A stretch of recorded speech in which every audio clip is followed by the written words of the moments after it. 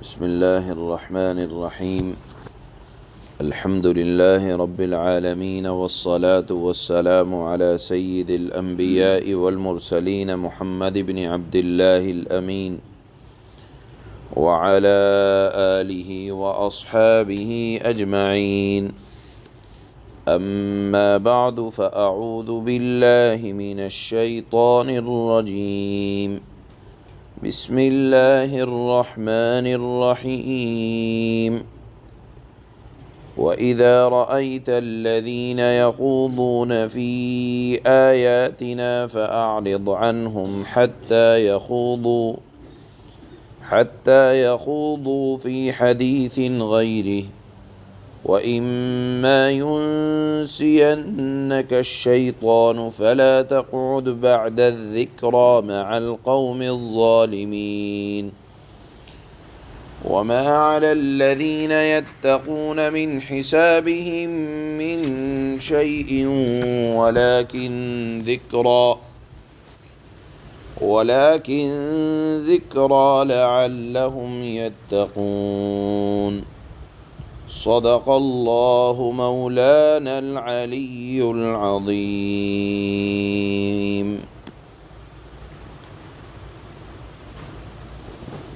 ان دو آیتوں کا شان نزول یہ ہے کہ خاص واقعے کی وجہ سے یہ آیتیں نازل ہوئیں.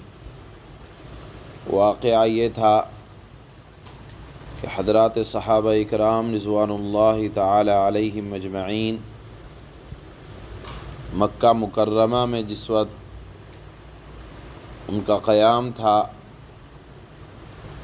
کوئی صحابی حرم میں جاتا طواف کے ارادے سے، عبادت کے ارادے سے، چونکہ اس وقت وہاں قبضہ اور حکومت کفار مکہ کی تھی، قرآن کریم نازل ہو رہا تھا، یہ لوگ اسلام کی اور قرآن کی باتیں کرتے تو مشرکین مکہ میں سے کوئی ایک اسلام کے کسی حکم کی کوئی آیت کا مذاق بناتا، ایک کہتا 10-20 اس کے اوپر قہقہا لگاتے.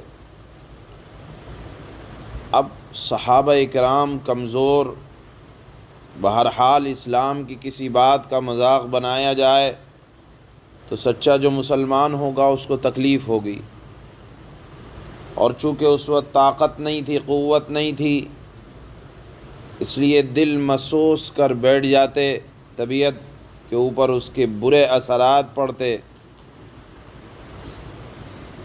تو اللہ نے فرمایا کہ جب تک طاقت اور ہمت نہیں ہے ایسی مجلسوں میں شریک نہ ہوا کرو، ایسی مجلسوں سے اٹھ کر چلے جاؤ جہاں اسلام کو طعن کیا جا رہا ہو، جہاں اسلام کی باتوں کا مذاق بنایا جا رہا ہو، قرآنی حکم کا کسی بات کا مذاق بنایا جا رہا ہو. مسلمانوں، ایسی مجلسوں میں شرکت کی کوئی اجازت نہیں ہے.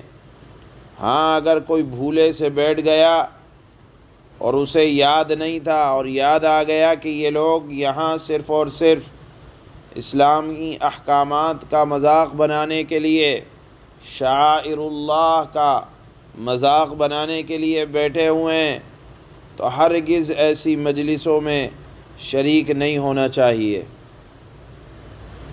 انہی آیات کی وجہ سے موجودہ وقت کے علماء نے استدلال کیا کہ ایسی ڈیبیٹ میں بالکل حصہ نہیں لینا چاہیے جہاں اسلام کو سمجھنے سے زیادہ اسلام کی باتوں کا مذاق بنایا جائے، انہیں طعن کیا جائے، انہیں طعن و تشنیع کا نشانہ بنایا جائے، لوگوں کو ہنسنے کا موقع ملے.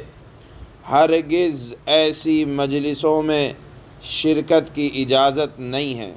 البتہ چونکہ اسلام کو پھیلانا بھی تھا اور کفار مکہ ملتے بھی تھے حرم محترم میں، تو اللہ نے فرمایا کہ اگر تم جاؤ اور سمجھو کہ تمہاری بات مانی جائے گی، اسلامی احکامات کو قبول کریں گے تو ضرور جاؤ، لیکن اس طرح سے نہیں کہ اسلامی کسی بھی حکم کو، چاہے معاملات ہو، معاشرت ہو، اخلاقیات ہو، آدمی کی پرسنل زندگی ہو یا دین احکام دین اسلام کی عبادات کے مسائل ہوں، کسی بھی طرح سے اگر یہ دیکھو کہ کچھ لوگ مذہب اسلام اور مذہب محمد صلی اللہ علیہ وسلم کے کسی حکم کا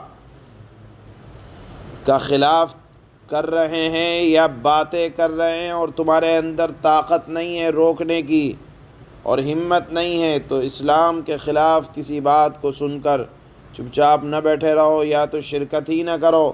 شرکت کرو گے تو وہ اور اسلام کی باتوں کا مذاق بنائیں گے۔ ہمت ہے تو جواب دو، اور اگر کہنا ہے تو حق بات کہو، اور اگر یہ سمجھتے ہو کہ بات نہیں سنی جائے گی تو ایسی مجلسوں سے کنارہ کشی اختیار کرنے کا حکم اللہ نے فرمایا کہ ایمانی تقاضا یہ ہے کہ ایسے لوگوں کی صحبت اور ہم نشینی کو بالکل چھوڑ دو جنہوں نے دین کو کھیل اور تماشا بنا رکھا ہے، جن کو اپنے انجام کی بالکل فکر نہیں ہے۔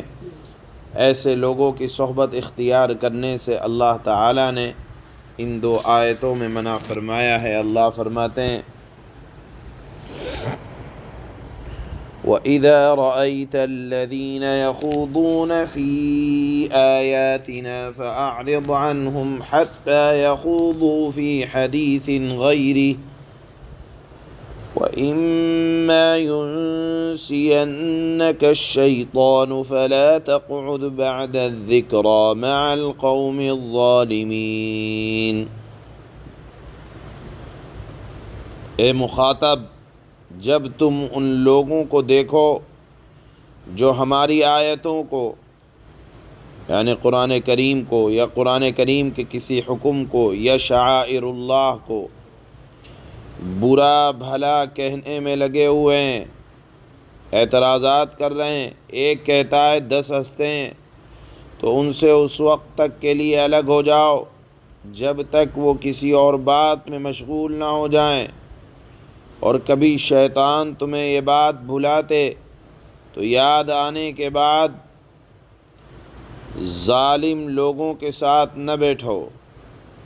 وَمَا عَلَى الَّذِينَ يَتَّقُونَ مِنْ حِسَابِهِمْ مِنْ شَيْءٍ وَلَكِنْ ذِكْرَى لَعَلَّهُمْ يَتَّقُونَ۔ ان کے کھاتے میں جو اعمال ہیں، جو برائی کر کے وہ اپنے نامہ اعمال کو خراب کر رہے ہیں، ان کی کوئی ذمہ داری پرہیزگاروں پر عائد نہیں ہوتی، البتہ نصیحت کر دینا ان کا کام ہے۔ شاید یہ ظالم لوگ جو ایسی باتیں کر رہے ہیں نصیحت کرنے کی وجہ سے ایسی باتوں سے پرہیز کرنے لگیں۔ سبحان اللہ۔